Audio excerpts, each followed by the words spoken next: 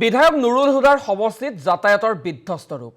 যোৱা দুটা কাৰ্যকালত বিধায়কজনে কি কৰিলে সমষ্টিটোত সেই প্ৰশ্নৰ উত্তৰ বিচাৰিছে এতিয়া জনতাই। ৰূপহীয়াতৰ দগাঁও আৰু নগাঁও সংযোগী পথছোৱাৰ জৰাজীৰ্ণ ৰূপ এই মুহূৰ্তত টেলিভিছনৰ পৰ্দাত আপোনালোকে প্ৰত্যক্ষ কৰিছে। এজাক বৰষুণতে মৰণ ফান্দত পৰিণত হয় এই সদাব্যস্ত পথছোৱা। বাৰম্বাৰ প্ৰতিশ্ৰুতি প্ৰদানৰ পাছতো নুৰুল হুদাই গুৰুত্ব প্ৰদান নকৰাৰ অভিযোগ উত্থাপন কৰিছে অঞ্চলটোৰ ভোটাৰে। এইবাৰৰ নিৰ্বাচনতো অৱতীৰ্ণ হৈছে নুৰুল হুদা। ইফালে মেৰামতিৰ বাবে আবণ্টিত ৩ লাখ টকাও আত্মসাতৰ অভিযোগ উত্থাপন কৰিছে জনতাই। আমি দৃশ্যাংশ এই মুহূৰ্তত দেখুৱাইছোঁ। এয়া হৈছে ৰূপহীয়াতৰ বিধ্বস্ত পথৰ দৃশ্য। নুৰুল হুদাৰ বিৰুদ্ধে গুৰুত্ব প্ৰদান নকৰাৰ অভিযোগ উত্থাপন কৰিছে সমষ্টিটোৰ জনতাই।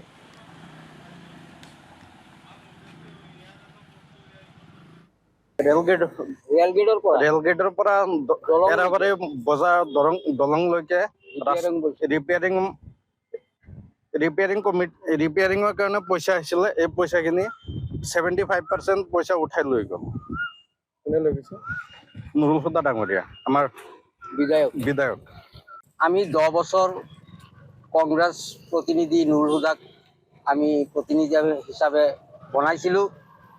এতিয়া দেখা গৈছে যে আমাৰ এই এৰাবাৰী ৰেলগেটৰ পৰা ৰাস্তা যিটো দলংলৈকে ইয়াত উন্নয়নমূলক কামৰ পইচা আহিছিল। সামগ্ৰীৰ এজন ব্যক্তিক প্ৰেচিডেণ্ট বনাই, কনষ্ট্ৰাকশ্যন কমিটিৰ প্ৰেচিডেণ্ট বনাই এই কামটো 75% পইচা তেওঁ উঠাই লৈ যায়। আমাৰ কি দগাঁৱত কোনো মানুহ নাছিল নেকি? প্ৰেচিডেণ্ট হোৱা মানুহ নাছিল নেকি? এতিয়া ৰাস্তাৰ যি অৱস্থা, এনেকুৱা প্ৰতিনিধি আমি নিবিচাৰোঁ। আৰু এইটো আমি জিলা উপায়ুক্তৰ ওচৰত আবেদন জনাইছোঁ এই ৰাস্তাটোৰ কাৰণে। বিধায়ক নুৰুল হুদাৰ সমষ্টিত যাতায়াতৰ বিধ্বস্ত ৰূপ। যোৱা দুটা কাৰ্যকালত বিধায়কজনে কি কৰিলে সমষ্টিটোত সেই প্ৰশ্নৰ উত্তৰ বিচাৰিছে এতিয়া জনতাই। ৰূপহীয়াতৰ দগাঁও আৰু নগাঁও সংযোগী পথছোৱাৰ জৰাজীৰ্ণ ৰূপ এই মুহূৰ্তত টেলিভিছনৰ পৰ্দাত আপোনালোকে প্ৰত্যক্ষ কৰিছে। এজাক বৰষুণতে মৰণ ফান্দত পৰিণত হয় এই সদাব্যস্ত পথছোৱা। বাৰম্বাৰ প্ৰতিশ্ৰুতি প্ৰদানৰ পাছতো নুৰুল হুদাই গুৰুত্ব প্ৰদান নকৰাৰ অভিযোগ উত্থাপন কৰিছে অঞ্চলটোৰ ভোটাৰে। এইবাৰৰ নিৰ্বাচনতো অৱতীৰ্ণ হৈছে নুৰুল হুদা।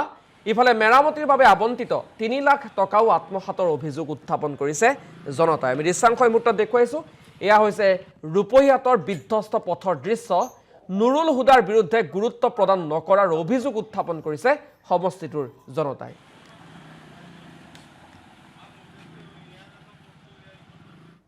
ৰেলগেটৰ পৰা একেবাৰে বজাৰ দলংলৈকে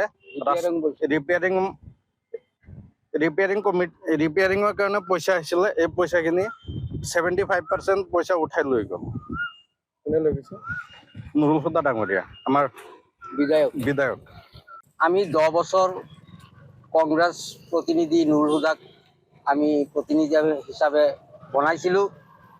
এতিয়া দেখা গৈছে যে আমাৰ এই এৰাবাৰী ৰেলগেটৰ পৰা ৰাস্তা যিটো দলংলৈকে ইয়াত উন্নয়নমূলক কামৰ পইচা আহিছিল। সামগ্ৰীৰ এজন ব্যক্তিক প্ৰেচিডেণ্ট বনাই, কনষ্ট্ৰাকশ্যন কমিটিৰ প্ৰেচিডেণ্ট বনাই এই কামটো 75% পইচা তেওঁ উঠাই লৈ যায়।